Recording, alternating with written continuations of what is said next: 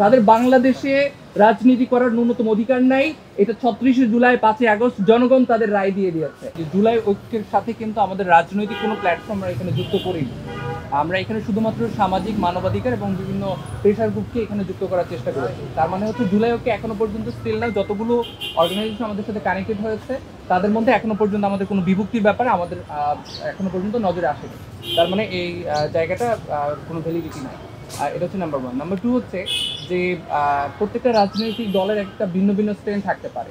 একজন এই যে গেজেটটা প্রকাশ হয়েছে এই গেজেটটাকে তারা ভিন্ন অ্যাঙ্গেলে দেখার চেষ্টা করতে পারে, এটা স্বাভাবিক। তার রাজনৈতিক একটা স্ট্যান্ড থাকাটা অস্বাভাবিক কিছু না, কিন্তু বাস্তবতা হচ্ছে যে আমরা একজন সচেতন নাগরিক হিসেবে আমরা দেখতে পাচ্ছি গেজেটের মধ্যে অনেকগুলো ফাঁকফোকর রয়ে গেছে।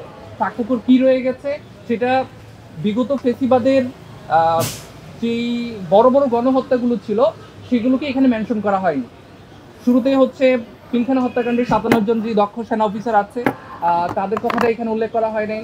শাপলা গণহত্যায় যে সেখানে প্রায় ১,০০০ ধর্মপ্রাণ মুসলমানদেরকে যে শহীদ করা হয়েছে সেটার এখানে কোনো ন্যূনতম উল্লেখ নাই। মোদি বিরোধী আন্দোলনে যে প্রায় ১৭ জনকে নির্বিচারে গুলি করে হত্যা করা হয়েছে সেটার উল্লেখ নাই।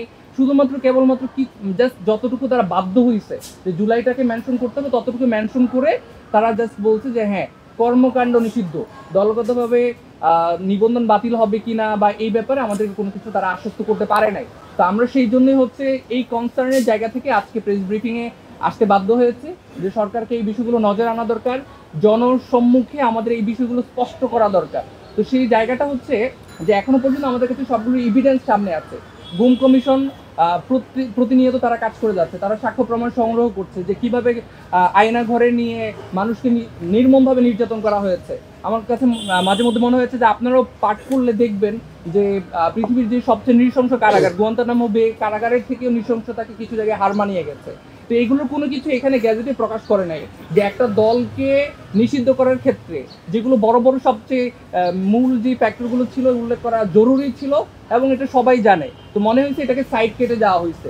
এটা কি উদ্দেশ্যমূলকভাবে সাইড কেটে যাওয়া হয়েছে কিনা এই থেকে আমাদের যথেষ্ট সন্দেহ আছে যে সরকারের আসলে সদিচ্ছা আছে কিনা এই সন্ত্রাসী জঙ্গি গোষ্ঠীটাকে নিষিদ্ধ করার ব্যাপারে। তো সেই জায়গা থেকে তারা আমাদেরকে বিচারের একটা আমরা বলবো মূলে ঝুলানো হয়েছে আমাদের সামনে, বা একটা আমলাতান্ত্রিক জটিলতা আমাদের সামনে দেখানো হয়েছে। তো এই জায়গাটা আমরা অনুরোধ রাখতে চাই যে এভিডেন্স সবগুলো আমাদের সামনে আছে। জুলাই গণ অভ্যুত্থানে কীভাবে নির্বিচারে ২,০০০ শহীদ ৩০,০০০কে আহত করা হয়েছে সেটা এখনো পর্যন্ত এভিডেন্স সংগ্রহ করার জন্য আমাদের খুব বেশি দূর যাওয়ার প্রয়োজন নাই। অনলাইনে ভিডিও আছে, আহতরা এখনো পর্যন্ত জীবিত আছে, শহীদ পরিবাররা এখনো পর্যন্ত সাক্ষ্য দেওয়ার জন্য দুপায়ে দাঁড়ানো আছে, তারা বিচারের জন্য হাহাকার করছে, থানায় গিয়ে বিচার পাচ্ছে না, কোর্টে গিয়ে বিচার পাচ্ছে না। এই ধরনের ঘটনাগুলো কিন্তু এখনো পর্যন্ত আমাদের সামনে উপস্থিত। তো সেই ঘটনাগুলোকে সামনে রেখে এই বিচার প্রক্রিয়া আমরা মনে করি কোনোভাবে প্রলম্বিত করার সুযোগ নাই। আমরা জোর দাবি জানাতে চাই বিচারকে কোনোভাবে যেন হচ্ছে আমলাতান্ত্রিক জটিলতায় ফেলে কোনোভাবেই যেন হচ্ছে প্রলম্বিত করা না হয়।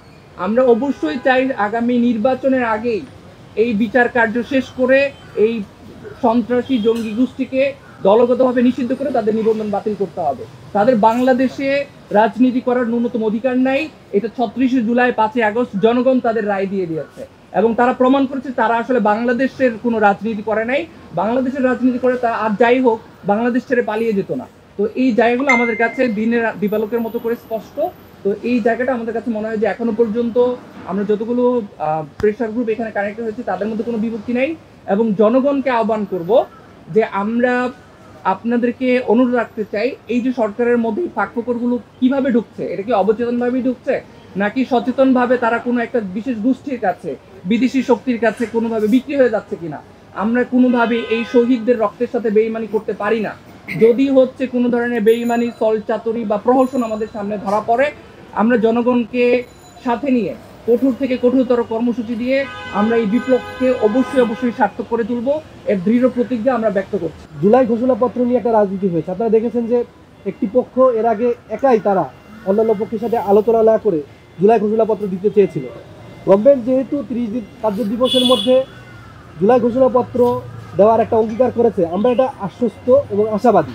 সেই সাথে আমরা বলতে চাই যে আমরা একটা ডেমো তাদের কাছে প্রপোজ করতে চাই এবং এর মাধ্যমে আমরা অন্যান্য যত জুলাই অভ্যুত্থানের স্টেক হোল্ডার আছে তাদেরকেও আমরা আহ্বান জানাতে চাই তাদের পক্ষ থেকে একটা ডেমো দেওয়া হোক। এর মধ্য দিয়ে প্রত্যেক স্টেক হোল্ডারের কথা এখানে উঠে আসবে এবং আলটিমেটলি 30 দিন পরে গভর্নমেন্ট যে অভ্যুত্থানের যে ঘোষণাপত্রটা দিবে সেটা যাতে সবার এখানে কনসেপ্টটা উঠে আসে, আমরা সেটাই আসলে চাই।